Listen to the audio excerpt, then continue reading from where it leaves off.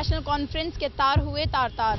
कांग्रेस और national conference के बीच बहुत समय से चल रही खींचातानी के बाद आखिरकार अब गठबंधन टूट गया है और कांग्रेस ने ये कहा है कि अब आने वाले इलेक्शंस में वो अकेले ही लड़ेगी।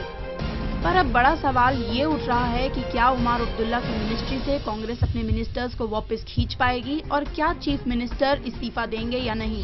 कांग्रेस के सूत्रों की माने तो उनका कहना है कि ये फैसला इसलिए लिया गया है क्योंकि बहुत समय से ही स्टेट के मिनिस्टर्स इस गठबंधन को तोड़ने की मांग कर रहे थे।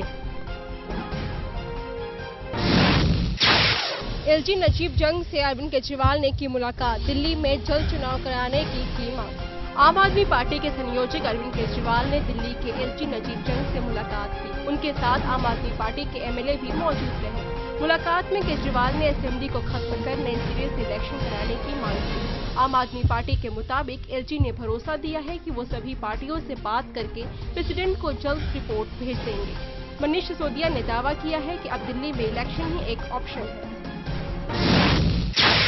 अमित शाह को मात देंगी प्रियंका, इलाहाबाद में उठी कमान देने की मांग।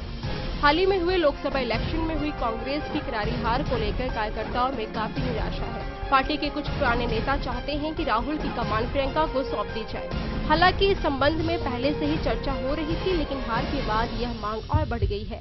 इलाहाबाद के सुभाष चौराहे पर प्रियंका को पार्टी की कमान सौंपने की मांग वाला बैनर लगाकर कांग्रेस की कार्यकर्ता श्री चंद्र दुबे और हसीब अहमद ने बता दिया कि वे अब नेतृत्व परिवर्तन चाहते हैं। हालांकि बैनर में राहुल का जिक्र तो नहीं किया गया है, लेकिन यह जरूर लिखा गया है कि शाह को देना है अगर मात तो प्रियंका को सौंप दो पार्टी का हाथ। पहले नीडो तान्या, अब शलोनी। नॉर्थ ईस्ट के लोगों के खिलाफ लगातार हेट क्राइम के मामले बढ़ते नजर आ रहे हैं। दक्षिणी दिल्ली के कोटला मुबारकपुर इलाके में 30 वर्षीय एक मणिपुरी युवक की तकरीबन 5 से 6 अज्ञात लोगों ने पीट कर हत्या कर दी। मरने वाले युवक का नाम शलोनी बताया गया है, जो मुनीरका में रहता था। पहले शलोनी एक बीपीओ में काम करता था, पर फिलहाल बेरोजगार था। वहीं साउथ दिल्ली के डीसीपी बीएस जायसवाल ने कहा है कि ये हादसा तब हुआ जब शलोनी अपने दोस्त के घर से अपने घर लौट रहा था और अभी फिलहाल इस मामले में घटनाक्रम की तफ्तीश जारी है।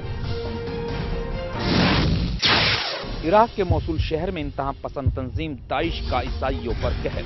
हजारों ईसाई अपने घर बार छोड़कर नजफ अशरफ पहुंचे। शिया मुसलमानों ने किया इस्तकबाल। शाम और इराक में जद्दोजहद करने वाले इंतहा पसंद जिहादी ग्रुप दौलत इस्लामी इराक और शाम यानी दाइश ने इराक के दूसरे बड़े शहर मौसूल में 18,000 पुराने चर्च को आग लगा दी है और साथ ही मसीहों को अल्टीमेटम दिया है कि या तो हमारे रास्ते पर आ जाओ या फिर बेच दो या फिर हमारा इलाका छोड़कर चले जाओ। इस अल्टीमेटम के बाद दाइश के इलाकों से ईसाइयों ने निकलना शुरू कर दिया है और मुकद्दस शहर नजफ अशरफ का रुख इख्तियार किया है, जहां पर शिया मुसलमानों ने दिल खोलकर उनका इस्तकबाल किया। सिगरेट कंपनी को देना होगा खरबों का मुआवजा। जी हां, अमेरिका की एक अदालत ने मुल्क की दूसरी बड़ी सिगरेट कंपनी को धूम्रपान करने वाले एक शख्स की पत्नी को 15 खरब रुपयों से ज्यादा का मुआवजा देने का हुक्म सुनाया है।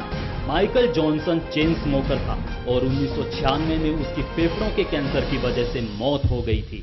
उसकी पत्नी सिंथिया रॉबिन्सन ने 2008 में सिगरेट बनाने वाली कंपनी पर केस दायर किया कि कंपनी ने अपने प्रोडक्ट से सेहत पर होने वाले नुकसान और उसकी लत बनाने वाले फीचर से आगाह नहीं किया था। लिहाजा फ्लोरिडा की एक अदालत ने आरजे रेनॉल्ड्स को 15 खरब रुपए के करीब का हर्जाना चुकाने का हुक्म दिया है।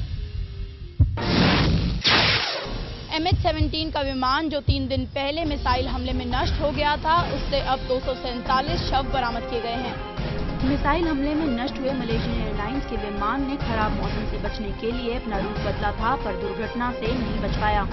वहीं एक अखबार द ऑब्जर्वर की माने तो उनका कहना है कि विमान तब गिराया गया जब वो अपनी मंजिल से कई मील दूर था। एम्स्टर्डम से कुआलालंपुर जा रहे इस विमान को दोनस्तक के पास मार गिराया गया, जिसमें 298 लोग सवार थे और सबके सब मारे गए, पर इनमें से अभी 247 के शव बरामद हुए हैं। 25 किलो का लहंगा पहनकर रैंप पर उतरी Alia Bhatt. Student of the year से बॉलीवुड में कदम रखने वाली एक्ट्रेस आलिया भट्ट ने रैंप पर कैटवॉक किया।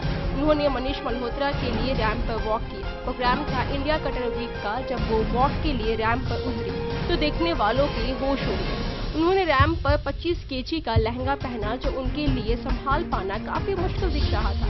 रैंप पर चलते वक्त झिझक के बारे में आलिया ने बताया, रैंप पर भले ही मैं बहुत कम्फर्ट दिख रही थी, पर मैं उस वक्त काफी रैंप पर 25 kg का लहंगा पहनकर चलना काफी मुश्किल काम था।